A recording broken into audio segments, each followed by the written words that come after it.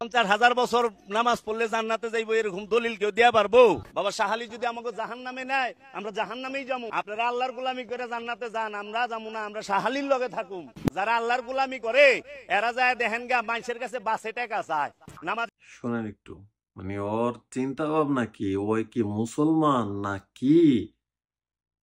একটু শোনেন। জান্নাতে যাইবো না, পবিত্র নব জান্নাতে যাইবো। আমরা উসিলা ছাড়া কোনো কিছু বিশ্বাস করি না।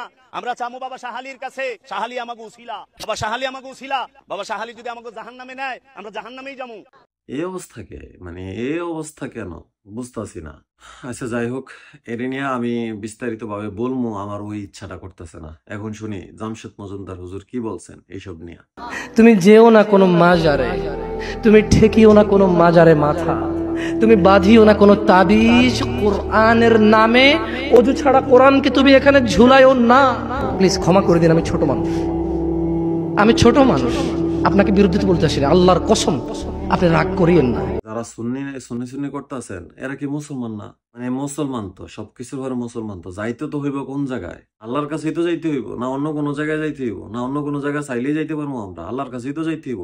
আল্লাহরে ঝাড়ামনে বাবা শাহালিরে দিয়ে একবারে যাইবেন গা জান্নাতে। জান্নাত কার বানানো? বাবা শাহালির বানানো? জান্নাত আল্লাহর বানানো। আপনি আল্লাহরে মানতেছেন না, আল্লাহরে ছাড়াই যাবেন গা আপনি। সমস্যা নাই, যান আপনি, আপনার শাহালির মাজারে যাইয়েন, আপনার শাহালির জান্নাতেই যাইয়েন। দেখা যাক, আল্লাহ একজন আছে।